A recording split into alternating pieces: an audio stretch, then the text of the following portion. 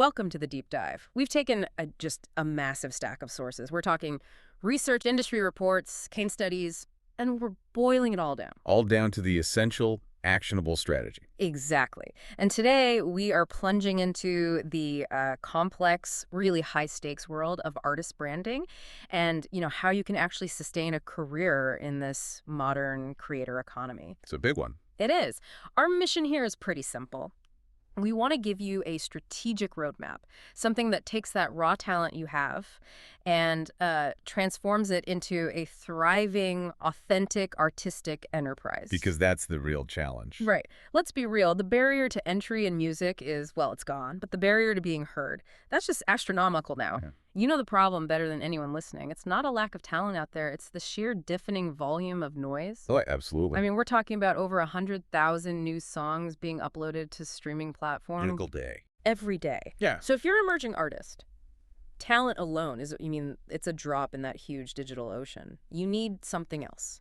A distinct, undeniable strategic advantage. And that advantage, based on all the data we've analyzed, is branding.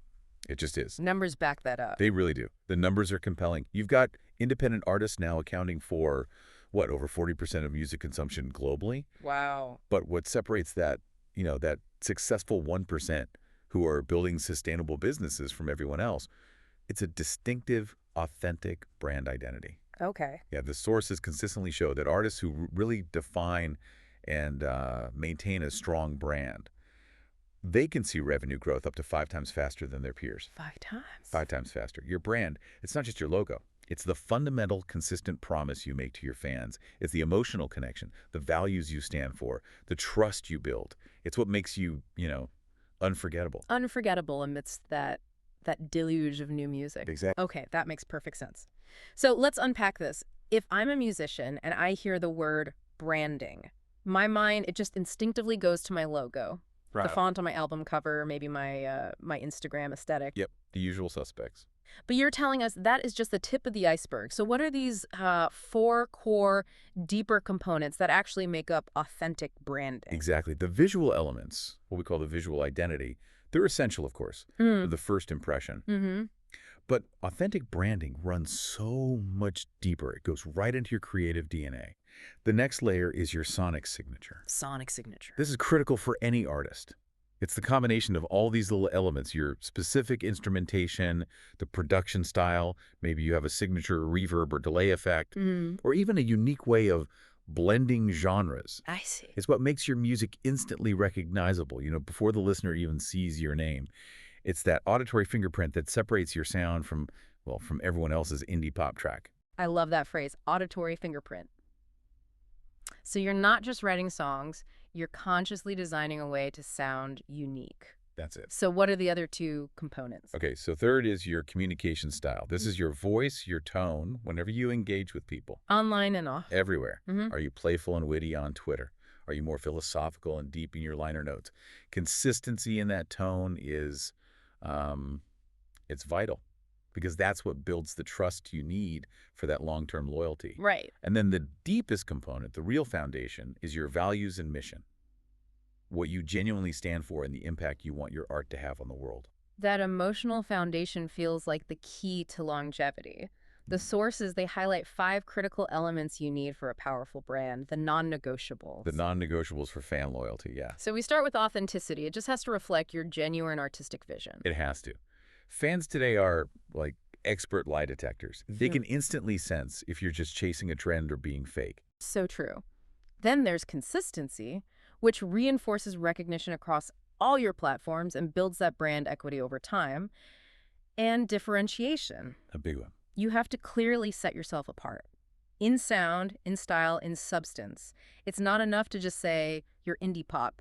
You have to be the only indie pop artist who uses that, that specific 1980s vintage synth sound and sings exclusively about celestial navigation. Right, that's differentiation. That's it. Those 3 are the foundation for sure, but the last 2 are, I think, really fascinating.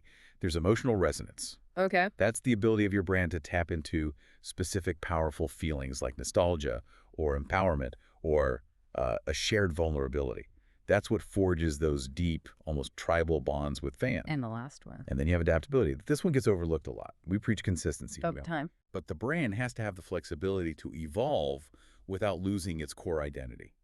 I was interested to see how the sources balance this. Consistency gives you the anchor, but adaptability makes sure the brand can, weather new trends or artistic shifts without totally confusing your audience. That's a great point. But is there a risk there? I mean, becoming too vulnerable when you're chasing that emotional resonance and authenticity, where does being genuine and oversharing begin in a way that could risk your professional image? That's a really important question. The strategic guidance seems to suggest that vulnerability should always be channeled through the art and the purpose. How so? You share the impact of the struggle or the story behind the song, not necessarily every single raw, unfiltered detail of your personal life. It's about controlled transparency. Control transparency. I like that. Yeah, enough to build a real connection, but structured enough to stay professional. Okay, so that structure is the compass. Now let's talk strategy. Before you can even define your brand values, you have to know who you're talking to. We all know appealing to everyone. Resonates with no one. Exactly. So how do we strategically define our tribe? This is where we have to move beyond the basic demographics. Age, location, gender. Right. That stuff tells you who a person is, but it doesn't tell you why they listen to you. We have to dive into psychographics. Psychographics. We analyze their lifestyle, their values, their aspirations. Are they looking for background music for deep focus while they work? Or are they looking for these cathartic anthems for their Saturday night? Totally different audiences. Completely. And your content strategy has to reflect that difference. And we pair that with their emotional needs. What experience are they actually seeking from your music? Is it escape, validation, a sense of community? Understanding that need informs your entire artistic delivery. And crucially, we identify their listening habits. Where do they discover music? Is it TikTok? Is it those highly curated playlists? Or is it still live shows and local radio? Yes, and that changes everything. If you know they discover music on algorithmic playlists, then your track titles and your cover art suddenly become vital SEO tools. And if it's live shows? Then your local presence and the merch experience are what's paramount. Right. This audience knowledge is the absolute foundation of practical application. It informs your content strategy, your release timing, even how you structure your live set list. So if you know your audience values vulnerability, like in that folk singer case study, Then you tailor your communication to share a personal anecdote behind every single song. You lean into it. and this is where the narrative really takes over. We found this great quote from the source material. People don't buy music. They buy stories, identities, and emotional experiences. That's so true. So storytelling then becomes this ongoing narrative of your artistic journey. The struggles, the breakthroughs, the inspiration, It requires that controlled transparency we talked about. and crucially, involving the audience, making them feel like they're participants in the journey, not just, spectators. And that narrative translates directly to maybe the most critical professional document an artist has, the artist bio. Okay, the bio. It acts as the cornerstone of your professional identity. It's your musical story told through words, but it has to be strategic. It can't just be a list of things. No, the bio must balance aspiration, your vision, with your achievements. And when you do mention accomplishments, you need to use specific strategic numbers. So don't just say the song did well. Exactly. Say garnered 400K streams in the first month and was featured on Spotify's new Music Friday playlist. That specificity, it signals professionalism. And there's a critical action item here, one that needs some organizational discipline. It's creating multiple versions of your bio. Oh, absolutely. Because, let's be honest, you can't just paste a sprawling 500-word essay into a festival pitch form. You really can't. You need a short version, maybe 50 to 75 words, for social media profiles and quick intros. Right. Then a medium version, say 100 to 200 words, that's perfect for press releases and streaming service descriptions. And then the long one. And a long version, 300 to 500 words, for your press kit and, those comprehensive features. You're essentially creating a professional dating profile for every possible context. Okay, shifting from the written story to the visual one, which is so often that first impression, The sources put a heavy emphasis on color psychology. This isn't just picking colors you like, is it? No, it's deliberate communication. Right. We see that warm tones, reds, oranges, vibrant yellows, they're universally associated with high energy, passion, excitement. Perfect for rock, pop, high-energy EDM. Exactly. And conversely, cool tones, your Yeah. blues and greens, they convey tranquility, trust, sophistication. So they lend themselves well to ambient, jazz, or classical music. And what's fascinating is the power of specific colors in niche genres. Take like a deep purple. It's used so frequently in R&B and alternative electronic music because it suggests mystery, creativity, even luxury. It conveys complexity and depth before anyone even presses play. And you can't overlook typography. No, fonts have personalities. They absolutely do. A bold, capitalized sans serif font suggests confidence, modernity, immediacy, perfect for hip-hop or electronic artists. Whereas an elegant serif font suggests history or sophistication or even vulnerability. It fits genres like classical singer-songwriter or refined jazz. The visual choices have to be so tightly aligned with your sonic signature that they just scream who you are immediately. Right. But all of this strategic thinking is, well, it's useless if the execution is disjointed. We have to talk about consistent messaging. Consistency is the absolute bedrock of recognition. Your brand isn't just what you say, it's what people say about you. That's a good way to put it. If fans encounter you on any touch point, your Spotify header, your latest Instagram caption, even your banter between songs at a live show, they should immediately recognize your voice and your values. Inconsistency forces them to try and decode your identity, and it tires them out.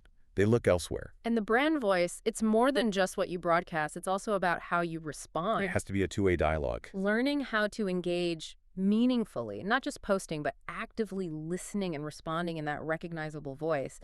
That's what transforms passive listeners into an active, invested community. Which brings us to the challenge of platform adaptation.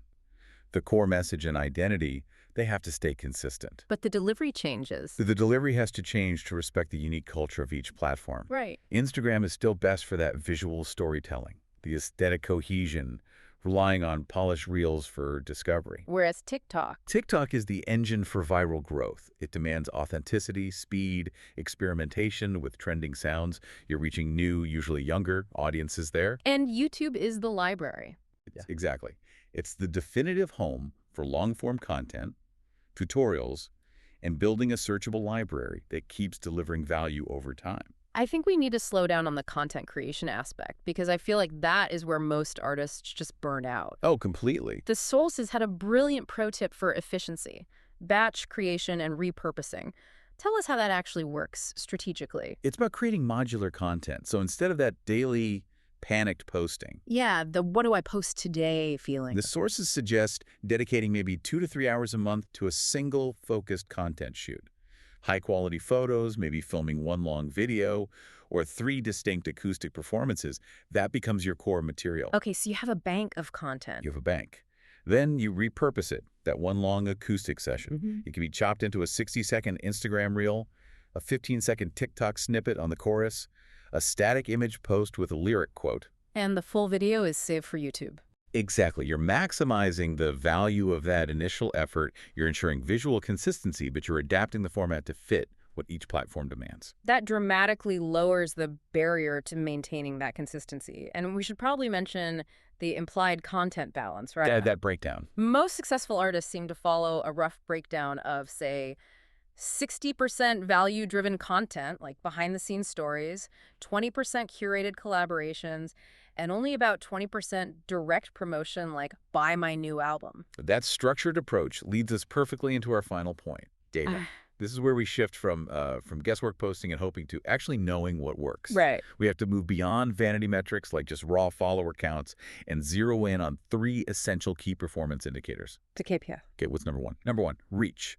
That's the total unique users who see your content, your potential audience size. And number 2. Number 2, engagement rate. This measures interaction, not just likes and comments, but critically, saves and shares. High engagement is a signal that your content truly resonates. And number 3 is the most strategic for long-term sustainability, conversion rate. Yes. This tracks tangible actions. The things that move a listener down the value chain streaming music, sure, But more importantly, buying tickets, signing up for your mailing list, or buying merch. A mailing list sign up is a much higher value conversion than a single stream, right? Oh, by far. Yeah. Because you now own that relationship. You're not just renting access from a platform's algorithm. You want to prioritize conversions that build your own audience data. We have some really concrete, actionable examples here that show the power of this. The case study of that indie folk artist is incredible. It really is. They doubled their engagement rate from 0.8% to 4.5%, which is a massive leap, just by analyzing their metrics and focusing their weekly acoustic sessions exclusively on Tuesday evenings. As in Why Tuesday? The data likely showed less competition, or maybe their core audience, those psychographics we talked about. They had a routine where they were ready for that kind of intimate content specifically at that time. It shows data informing creativity, not overwhelming it. Precisely. Or think about the electronic producer who realized their polished tutorials, which took days to create, had really low traction. Their metrics showed that these quick, raw, work-in-progress snippets generated 5 times more saves and shares. So he pivoted his entire content strategy overnight, leading to 40% growth just by focusing on the raw, immediate content his audience actually wanted. So A/B testing formats and timing is clearly essential to avoid just wasting creative energy. So the action item here is clear. Set up a consistent tracking system. Review these core KPIs weekly or monthly, and use that data to continuously refine your approach. Make sure your art is meeting your audience where they actually are. This whole journey from that self-discovery and defining your undeniable sonic signature all the way to the professional execution of visuals, messaging, data analysis, this is the strategic framework for a sustainable career. Absolutely. And building a loyal fan base is a marathon, not a sprint. Success comes from consistent, authentic effort and focusing on genuine connection. The goal isn't just to collect followers. It's to build a vibrant community of people who really believe in your music and your mission. And here is the ultimate measure of a successful, sustainable brand, one that I think transcends the metrics: community ownership. That's the holy grail. When you build a community where fans feel truly valued and connected to your story, they start sharing your music without you even asking. That organic, genuine advocacy. Yeah. It's your most powerful and cost-effective marketing force. So we'll leave you with this final provocative thought to mull over today, using everything we've talked about. What is the one core value from your artistry that you can express vulnerably today in your communication, in your content, to deepen your existing fan connection and turn a passive follower into an active